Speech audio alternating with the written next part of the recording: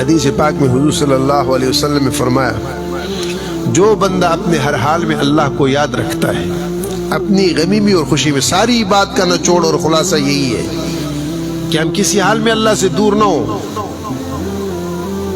خوشیوں غمیوں اپنے اللہ کو یاد رکھیں۔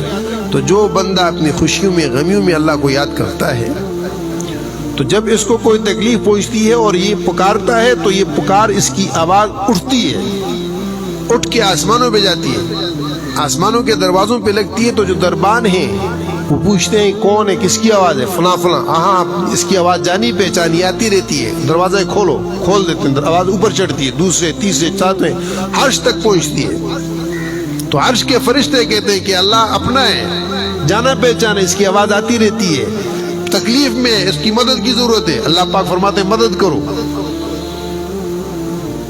اور جو اپنی غمی اور خوشی میں اللہ کو یاد نہیں کرتا اور غفلت میں رہتا ہے، اعرض عن ذکری معیشۃ ضنک کا کیا ہے؟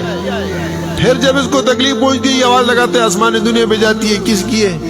فلاں کی ہے۔ نہیں اس کو ہم نہیں جانتے، واپس کرو اس کو۔ آسمان دنیا سے اوپر آواز اٹھتی نہیں ہے، اس نے بگاڑی ہوئی ہے۔ تو ہر حال میں بنا کے رکھنا ہے، ہر حال میں بنا کے رکھنا ہے۔ نماز کا وقت ہو اس وقت دل سے میرے اللہ نے مجھے بلایا ہے، خوشی خوشی آپ وضو بنا کے فرض اور سنت وقتہ پڑھ لو، بہت بڑی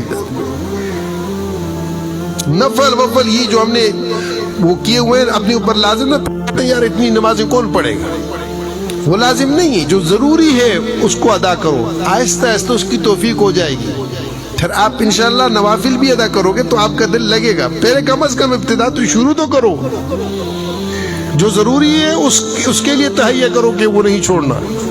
جب آپ دن میں 5 مرتبہ اللہ کو یاد کرو گے تو کیا خیال ہے آپ جانے پہچانے ہو گے یا انجانے ہو گے؟ اور جب سال میں تم ایک دفعہ جمعے میں ایک دفعہ ہوگے تو آواز ناشنا ہے، ناشنا، یہ جانا پہچانا نہیں ہے۔